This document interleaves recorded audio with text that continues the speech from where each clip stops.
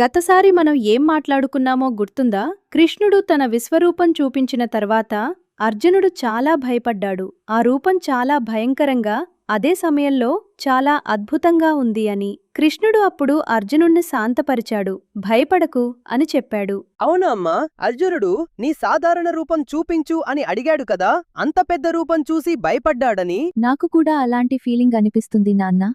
ఏదైనా చాలా పెద్దగా ఉంటే కొంచెం భయంగా అనిపిస్తుంది. అవును మీరా, ఆ పెద్ద రూపం చూసి అర్జునుడి మనసు కదిలిపోయింది. ఇప్పుడు కృష్ణుడు మళ్ళీ తన సాధారణ రూపంలోకి వచ్చాడు. అర్జునుడికి ఏమనిపించిందో ఆ తర్వాతి శ్లోకాలు చెప్తున్నాయి. అంతేకాదు, భక్తి అంటే ఏమిటో, నిజంగా కృష్ణుణ్ణి అర్థం చేసుకోవాలంటే ఏం కావాలో కూడా కృష్ణుడు ఇప్పుడు చెప్తాడు. సరే, ఇప్పుడు తర్వాతి శ్లోకాలు చూద్దాం. అర్జున ఉవాచ దృష్ట్వేదం మానుషం రూపం తవ సౌమ్యం జనార్దన ఇదానీమస్మి సంవృత్తః సచేతాః ప్రకృతిం గతః. ఇక్కడ అర్జునుడు మాట్లాడుతున్నాడు. జనార్దన అంటే కృష్ణ, మీ ఈ మానవ రూపం చూశాను. చాలా శాంతంగా అందంగా ఉంది. ఇప్పుడు నా మనసు సర్దుకుంది. నేను మళ్ళీ నాలా అయ్యాను అని చెప్తున్నాడు. అమ్మా, అంటే అర్జునుడికి ఆ పెద్ద రూపం చూసి మనసు పోయిందా? కృష్ణుడి సాధారణ రూపం చూసి మళ్ళీ వచ్చిందా? అదే కదా ఆరో, ఆ విశ్వరూపం చాలా అద్భుతమైనది. కాని అంత పెద్ద, అంత శక్తివంతమైన రూపం చూసినప్పుడు అర్జునుడికి తాను ఎక్కడ ఉన్నాడో, ఏం మాట్లాడాలో తెలియలేదు. కాని కృష్ణుడు మళ్లీ తన పరిచయమైన రూపంలో వచ్చినప్పుడు, ఆహా, ఇతనేనా కృష్ణుడు అని మనసు నెమ్మదించింది. నాకు అర్థమైంది. ఎప్పుడైనా నాన్న చాలా సీరియస్గా ఉంటే నాకు కొంచెం భయంగా అనిపిస్తుంది. కానీ నాన్న నవ్వితే మళ్ళీ నార్మల్గా అనిపిస్తుంది. మీరా, అది చాలా బాగా చెప్పావు. పరిచయమైన రూపం, పరిచయమైన నవ్వు, అది మనసుకి శాంతి ఇస్తుంది. అర్జునుడికి కూడా కృష్ణుడి సాధారణ రూపమే అంత ప్రేమగా అనిపించింది. మనకి ప్రేమగా అనిపించే రూపాల్లో ఓదార్పు ఉంటుంది. అదే ఈ శ్లోకం చెప్తోంది. కాని నాన్న, కృష్ణుడు ఆ పెద్ద రూపం తిరిగి తీసుకున్నాడా, లేక అర్జునుడు కోసం సాధారణంగా ఉన్నాడా? కృష్ణుడు అర్జునుడి కోసమే తన పరిచయమైన రూపంలోకి వచ్చాడు. ఆ ప్రేమే అర్జునుణ్ణి తిరిగి తనలోకి తెచ్చింది. ఇప్పుడు తర్వాతి శ్లోకం చూద్దాం. శ్రీభగవాను వాచ సుదుర్దర్శమిదం రూపం దృష్టవానసి యన్మం దేవా అప్యస్య రూపస్య నిత్యం దర్శనకాంక్షిణః. ఇప్పుడు కృష్ణుడు మాట్లాడుతున్నాడు. అర్జున, నువ్వు ఇప్పుడు చూసిన ఈ రూపం, ఇది చాలా అరుదైనది. దేవతలు కూడా ఈ రూపాన్ని చూడాలని ఎప్పుడూ కోరుకుంటారు. కాని అందరికీ అవకాశం రాదు అని చెప్తున్నాడు. దేవతలు కూడా చూడలేదా? అర్జునుడికి మాత్రం ఎందుకు చూపించాడు? అది చాలా మంచి ప్రశ్న ఆరో. అర్జునుడు కృష్ణుడికి చాలా దగ్గరి స్నేహితుడు, భక్తుడు. ఆ సంబంధం వల్లే కృష్ణుడు అర్జునుడికి ఆ అరుదైన దర్శనం ఇచ్చాడు. అంటే స్పెషల్ అవకాశం అన్నమాట. అవును మీరా, కొన్ని క్షణాలు చాలా స్పెషల్గా ఉంటాయి. అవి అందరికీ రాకపోవచ్చు.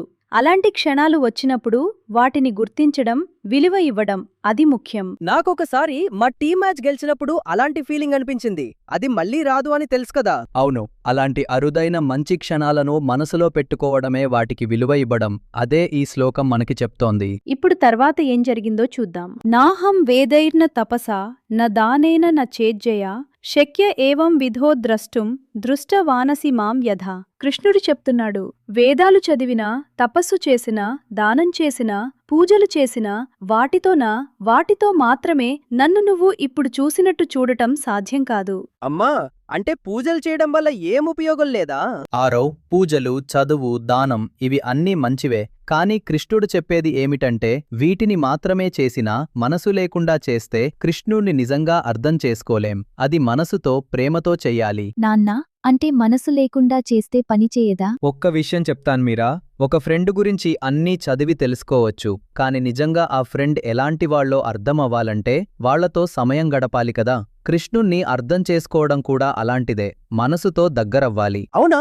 నా బెస్ట్ ఫ్రెండ్ గురించి వాళ్ళ అమ్మ కంటే నాకే ఎక్కువ తెలుసు. ఎందుకంటే నేను వాళ్ళతో ఆడతాను కదా. అదే కదా ఆరో, నిజమైన అర్థం మనసు నుండి వస్తుంది, పుస్తకాల నుండి కాదు. అదే ఈ శ్లోకం చెప్తోంది. నిజమైన అర్థం మనసు నుండి వస్తుంది, అది పుస్తకాల నుండి రాదు. ఇప్పుడు తర్వాతి శ్లోకం చూద్దాం. భక్త్యా త్వనన్యయా శక్య అహమేవం విధోర్జున జ్ఞాతుం ద్రష్టుంచ తత్వేన ప్రవేష్టుంచ పరంతప. ఇప్పుడు కృష్ణుడు చాలా ముఖ్యమైన మాట చెప్తున్నాడు. అర్జున, అనన్యమైన భక్తి ద్వారా మాత్రమే నన్ను నిజంగా తెలుసుకోవచ్చు, చూడవచ్చు, నాలో లీనమవ్వచ్చు. భక్తి అంటే ప్రేమతో మనసు మొత్తం పెట్టి సేవ చేయడం. అమ్మా, భక్తి అంటే ఏమిటి? పూజ చేయడమా? భక్తి అంటే పూజ మాత్రమే కాదు ఆరవ్. భక్తి అంటే ప్రేమతో మనసు మొత్తం పెట్టి ఏదైనా చేయడం. కృష్ణుడి మీద ప్రేమతో ఆలోచించడం, మాట్లాడటం, జీవించడం.